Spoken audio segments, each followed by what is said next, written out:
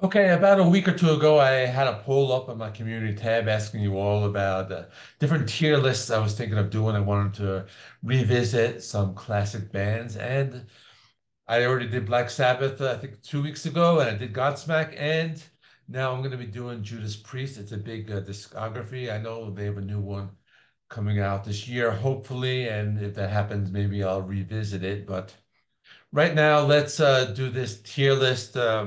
So we have a lot of albums. I think there's about like 18 or so. So starting from 1974 with Rocka Rolla. I like this one a lot. It's not really heavy metal, it's more hard rock.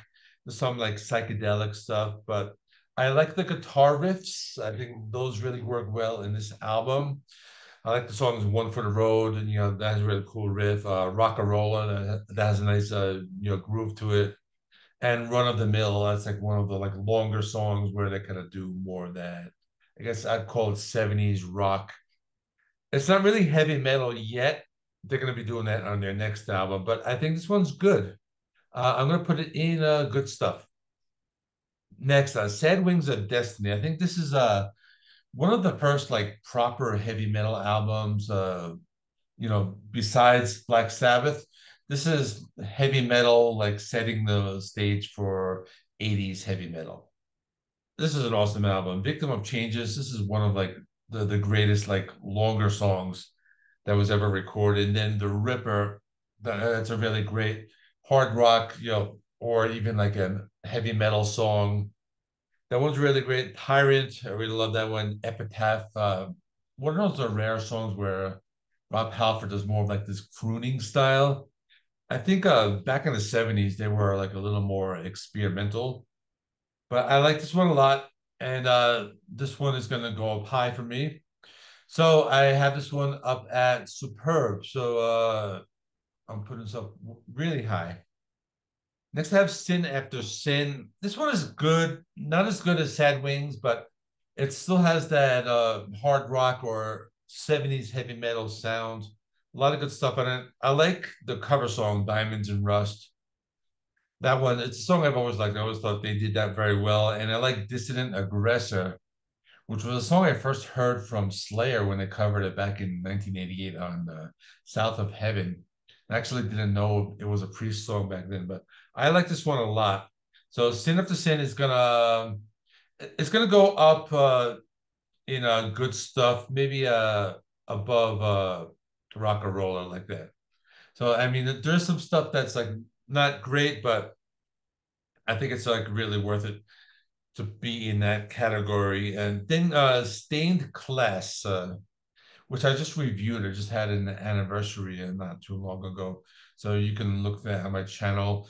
I have a full review. I'll go into more detail with it. But this was a controversial album because they were involved in a court case with two guys ending their lives, and they were accused of having subliminal messages. But the songs are great. "Exciter," one of the first like proto thrash songs, "Better by You, Better by Me," which is actually a cover song. That was like the song in question. And one of the first like metal bands doing like a power ballad kind of thing. Or this is one that really like set the stage for other bands to do it. That's called "Beyond the Realms of Death." Super solid album. This one is going up in the excellent tier. Next is "Killing Machine" from 1978. Now, this one has kind of a story attached to it because in the US, it was called Hellbent for Leather.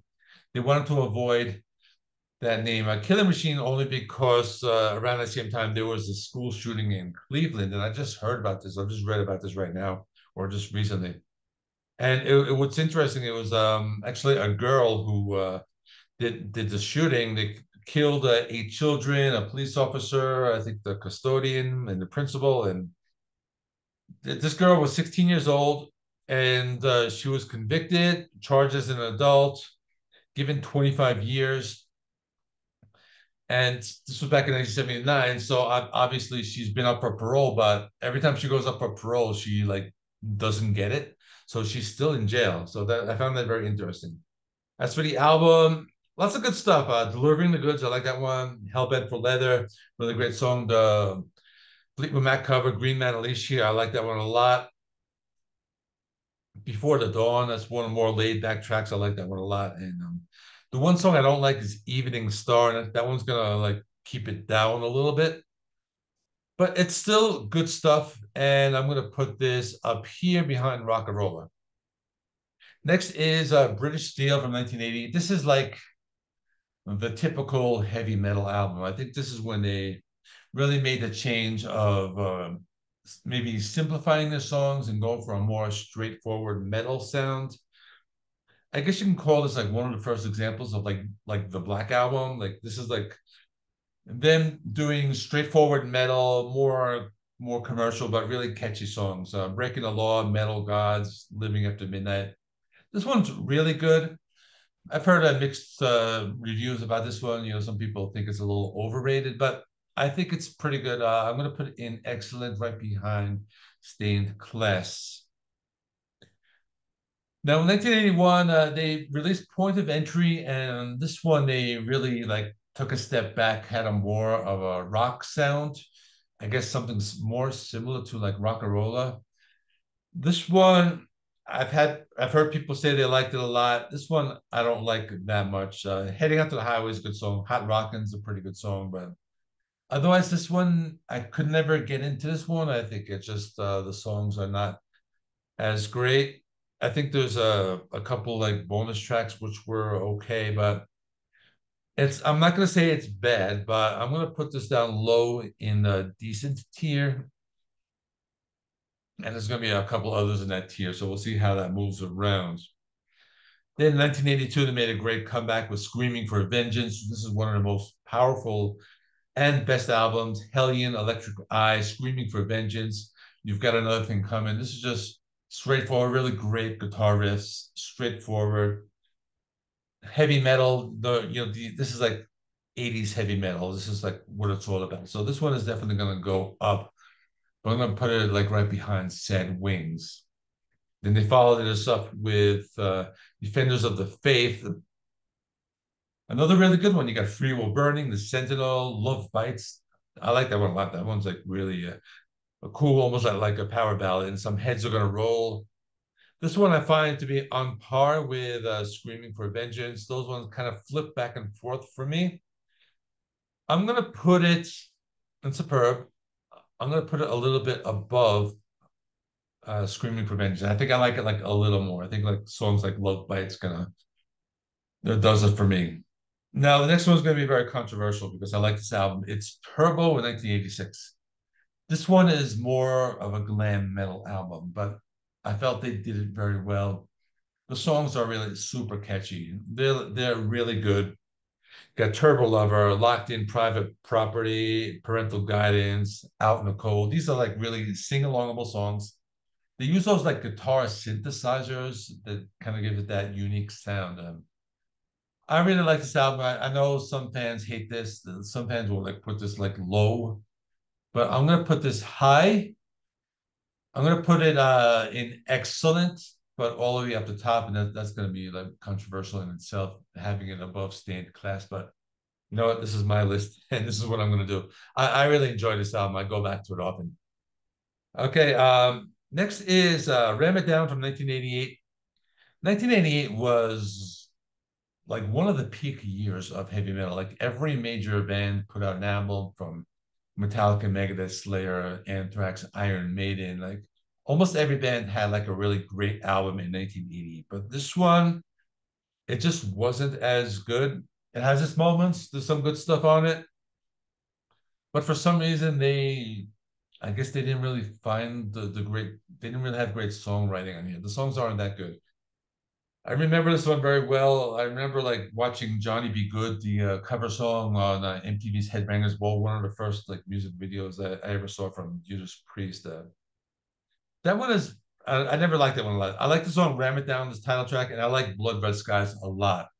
Otherwise, I never really got into the rest of the songs, and also like the song titles mention like heavy metal and They're not very original. I'm gonna put this one in decent, but I'm gonna put it above point of entry. Next is Painkiller. This is just they took a complete turn, went for a speed metal sound, really heavy, solid album all the way through. Every song is good. You got the Painkiller with a great drum intro, Hell Patrol, Touch of Evil. That one is really, and Between the Hammer and the Anvil. This is like perfect album, start to finish. Another one that gets controversial. I know I've heard some people say it's overrated, but for me, this is the one that I always go back to. You can see it right in my background, right there with the vinyl I have. So you know it's going to go up high. So if anything's going to be perfect, it's going to be this. So I'm putting Painkiller all the way up there. Now, at this point in the band's career, Rob Halford left the band, and they bring on Tim Ripper Owens. They released two more albums. The first one was Jugulator. They went for a heavier groove metal sound. I guess it was like the popularity of Pantera that kind of maybe they were going for something like that, but a different sound, a lot very heavy. I know a lot of people don't like these two albums. I think they're pretty good. I think Jugulator is actually pretty good. I did mention it in one of my underrated albums series, and I like Dead Meat a lot. Burn in Hell, that one's like really cool and dark. And Cathedral Spires, a longer song. That one is like really good. So I think that one makes it worth it to put it in the decent category. And I'm gonna put it right between Ram It Down and Point of Entry because I think it does have some good stuff. Next is Demolition, kind of a continuation of the same sound. It's heavy, lots of good stuff. I think my favorite song is called Hell is Home. It's a really catchy song.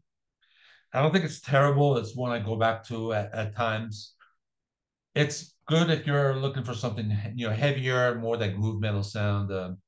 I'm not gonna put it up high. I'm gonna put it low, but I'm not gonna put it in the bad category. So I'm gonna put it as a low, decent, like all the way, and it's behind. And I'll do like the worst to best countdown at the end of this.